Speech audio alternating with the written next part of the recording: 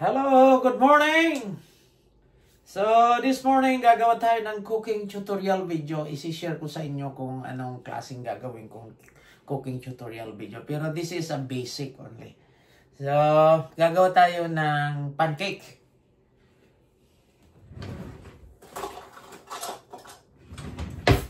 So, basic to siya, pancake. Prepare natin yung mga ingredients. So, usually, ang pancake, karamihan ng tao gumagamit ng all-purpose flour o ordinary all-purpose flour or third class flour. But this time, isi-share ko sa inyo kung anong klaseng flour ang gagamitin ko. All-purpose din po siya pero kakaiba. Okay?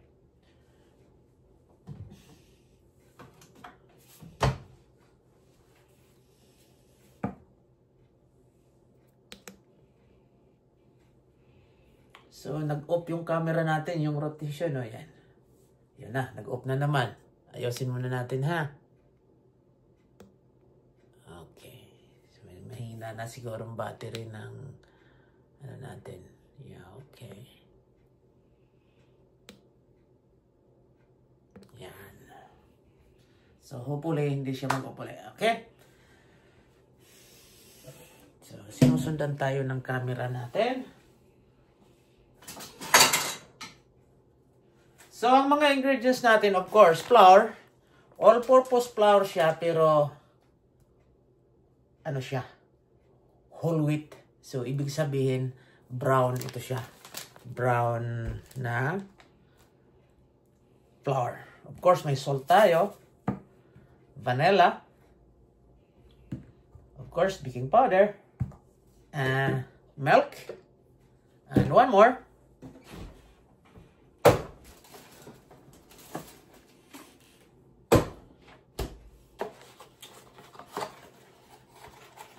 Egg.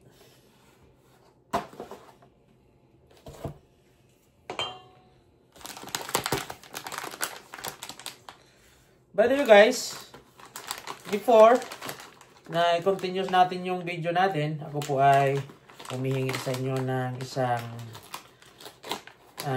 favor. Na kung po pwede pasubscribe naman. Isang lambing. Pasubscribe ng YouTube channel ko. At saka like and share na rin para tulong na rin sa YouTube channel ko. Ang isang subscribe nyo at isang like at saka share, isang malaking tulong po sa aming mga content creator. Lalo na sa akin na nag-uumpisa pa lang ako.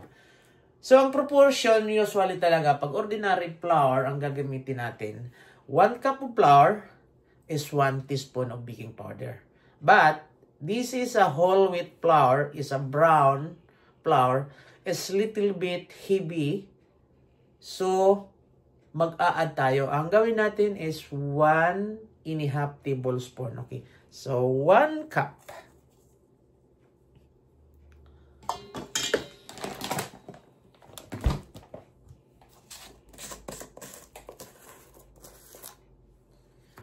Baking powder.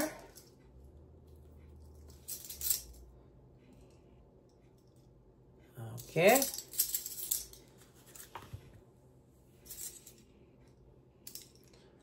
That's okay. 1.5 teaspoon.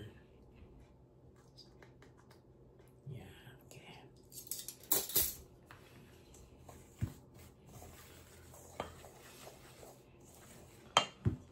Of course, our egg.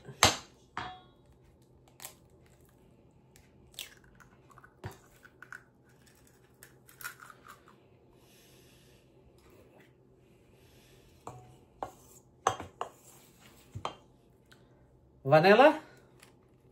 A little bit of vanilla.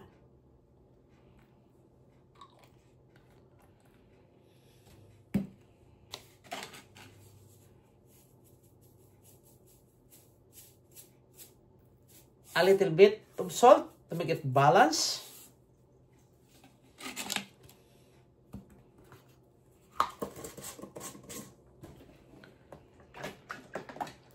One more.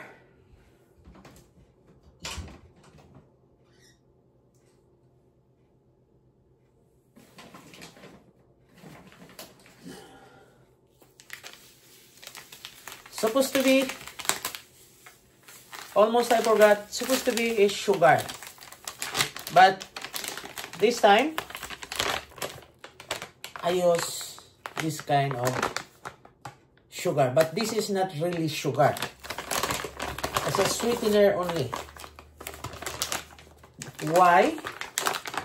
Bakit ko ginagamit to? Kasi medyo mataas na rin yung blood sugar natin.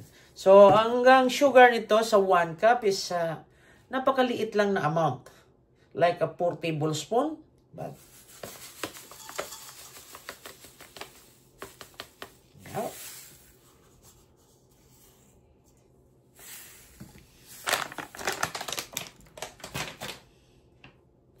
And a milk. It's not necessary milk. You can use also a plain of water, but for me, I use milk. It's almond milk. So, gradually, ang paglagay natin para hindi siya masyado watery. So, gradually lang. Gradual. So, ibaba natin kaunting camera natin. Yan.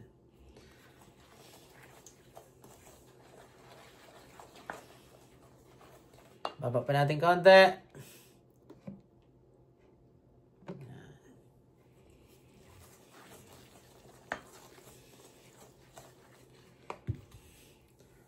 Para makita talaga nyo. Yan.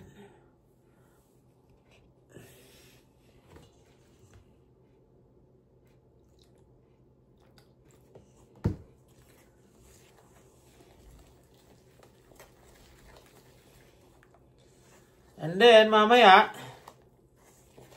pag linuto na natin to, gagamit tayo, hindi tayo gagamit ng oil, kundi gagamit tayo ng unsalted butter. Ito, hindi pa to pwede. Kailangan medyo watery pa.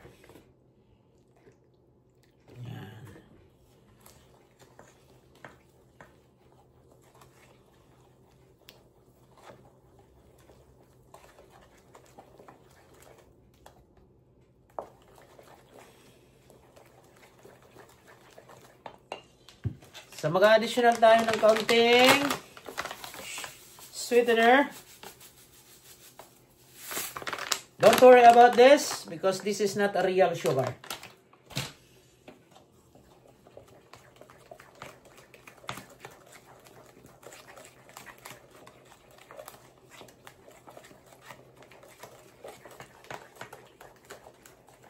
Okay, lutuin na natin.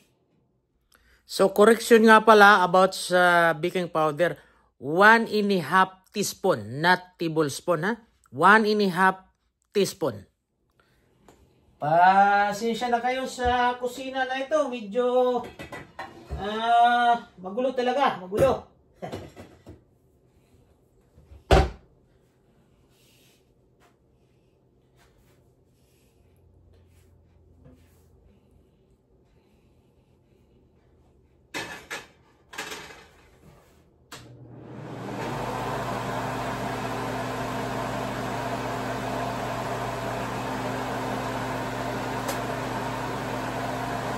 Ito na yung butter na gagamitin natin. Ayan.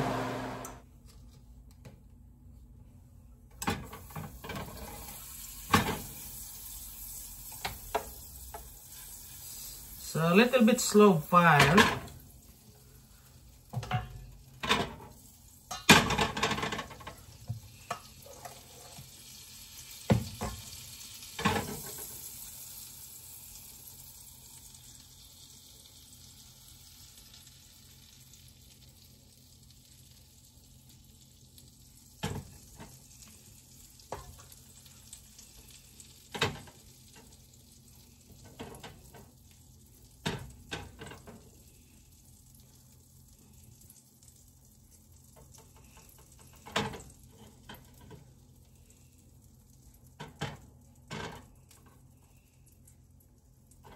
Look at that. Very nice.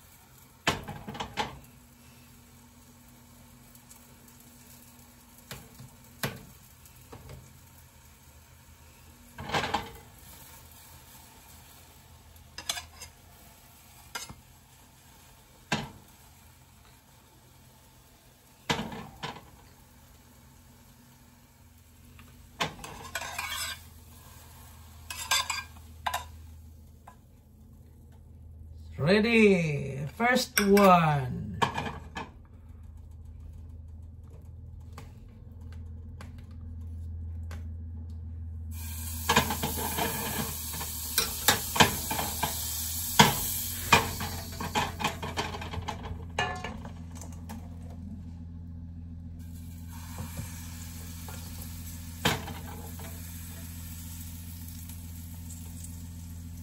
Second one.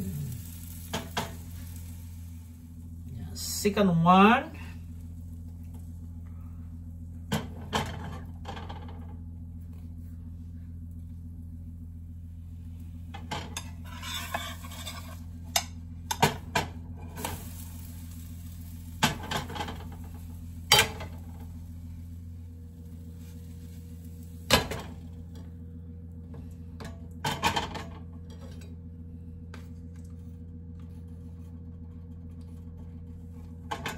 Third one.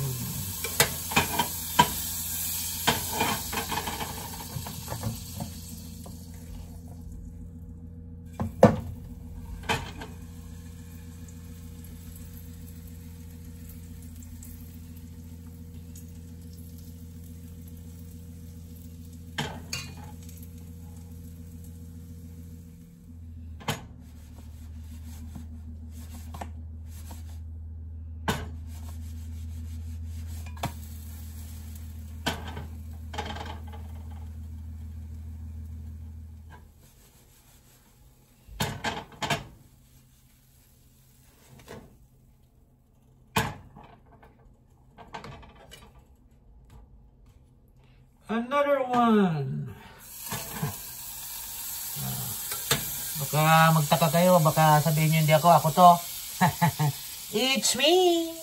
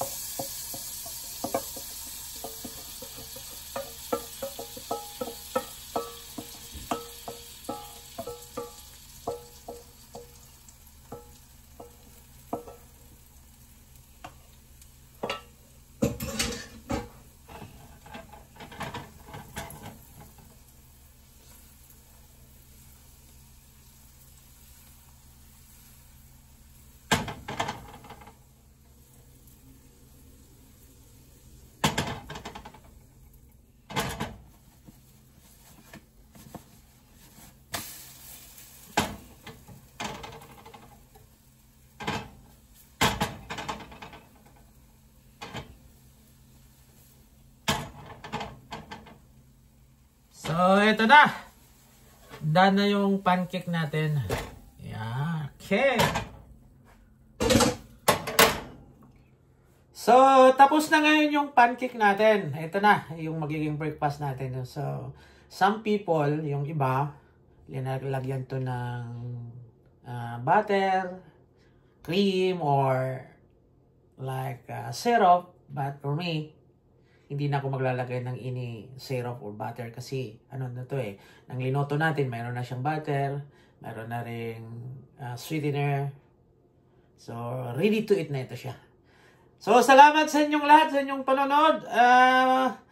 Bago nga pala tayo maghiwa-hiwalay, doon sa mga hindi pa nakapag-subscribe sa YouTube channel ko, please do subscribe, like, and share. At huwag na rin kalimutan pindutin ang notification bell para updated po kayo ni YouTube pag may bago akong upload video. Bye-bye!